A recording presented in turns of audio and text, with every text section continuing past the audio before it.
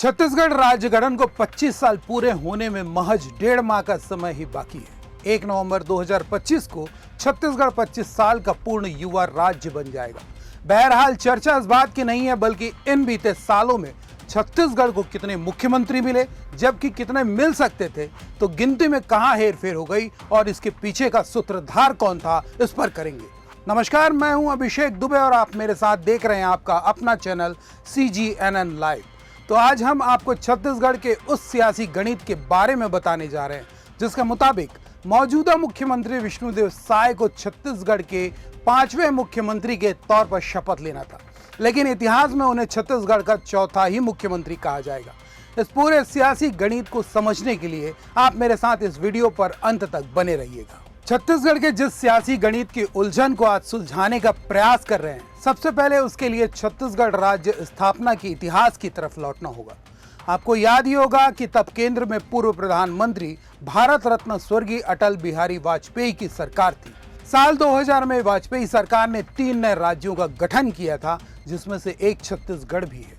उस वक्त अविभाजित मध्य प्रदेश में कांग्रेस की दिग्विजय सरकार थी, यानी छत्तीसगढ़ को पहली सरकार विरासत के तौर पर कांग्रेस की ही मिली और पहले मुख्यमंत्री के तौर पर स्वर्गीय अजीत जोगी ने शपथ ली।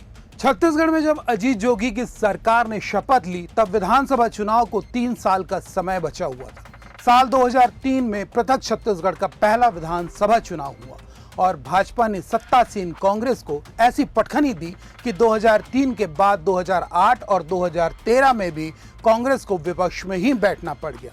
साल 2003 में भाजपा की सरकार बनी तो प्रदेश के दूसरे मुख्यमंत्री के तौर पर डॉक्टर रमन सिंह ने शपथ ली। हालांकि सही मायने में डॉक्टर रमन सिंह को प्रथम निर्वाचित मुख्यमंत्री कहा जा सकता है। लगातार 15 सालों तक छत्तीसगढ़ की सत्ता में भाजपा ने राज किया और तीनों ही बार मुख्यमंत्री डॉक्टर रमन सिंह ही बने।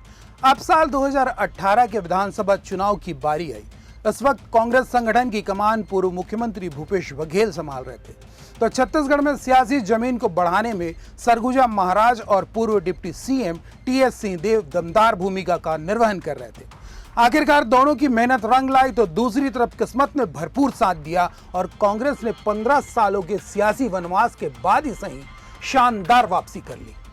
अब मसला था कि प्रदेश का तीसरा मुख्यमंत्री कौन बनेगा, जबकि चुनावी रण जीतने के लिए पूर्व मुख्यमंत्री भूपेश बघेल और पूर्व डिप्टी CM TS सिंहदेव दोनों ने जयवीरों की जोड़ी की तरह मेहनत की, तो छत्तीसगढ़ को लेकर दिल्ली में अलग ही सियासत चल रही थी और छत्तीसगढ़ में पूर्व गृह मंत्री ताम्रध्वज साहू के घर में पटाखे फूट रहे थे। वहीं दिग्गज नेता डॉक्टर चरणदास महंत आला कमान के खासम खास बने हुए थे। इस बीच कांग्रेस को जल्द से जल्द सरकार बनाने का दावा पेश करना था, लेकिन मसला मुख्यमंत्री होगा कौन, इस पर अटका हुआ था। कांग्रेस आलाकमान ने एक साथ पूर्व मुख्यमंत्री भूपेश बघेल, पूर्व डिप्टी CM TS सिंहदेव, पूर्व गृह मंत्री ताम्रध्वज साहू और डॉक्टर चरणदास महंत को एक साथ बुलाया।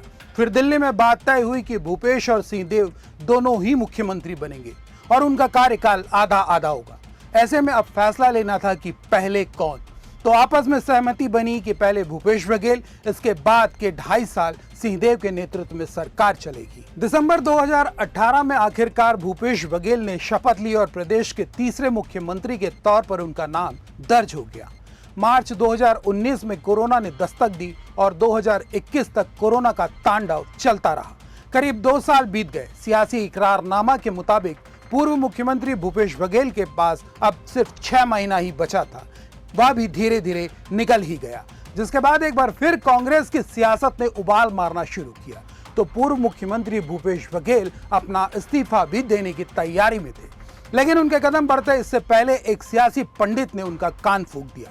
असल मायने में वो ऐसा मंत्र था जिसने पूर्व मुख्यमंत्री भूपेश बघेल को इस्तीफा देने से रोक दिया और छत्तीसगढ़ के चौथे मुख्यमंत्री बनने की तैयारी कर रहे सरगुजा महाराज के ख्वाब को तहस नहस कर दिया।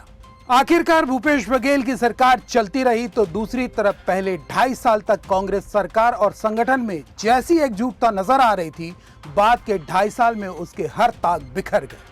नतीजतन भाजपा ने शानदार तरीके से सत्ता में वापसी की, जबकि सही मायने में 4.5 सालों तक भाजपा को लेकर राजनीतिक पंडितों का दावा था कि छत्तीसगढ़ में कांग्रेस की ही वापसी होगी, तो कांग्रेस भी मानकर चल रही थी कि आने वाला 5 साल फिर उनका ही है।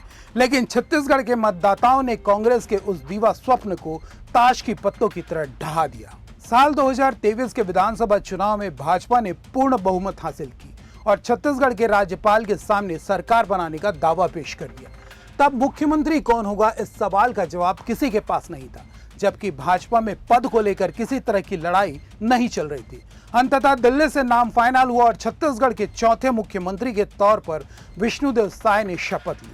पर यदि कांग्रेस सरकार के दौरान 2.5 साल का समीकरण फिट बैठ जाता तो चौथे मुख्यमंत्री टी.एस. सिंहदेव होते और मुख्यमंत्री विष्णुदेव साय छत्तीसगढ़ के 5वें मुख्यमंत्री कहलाते।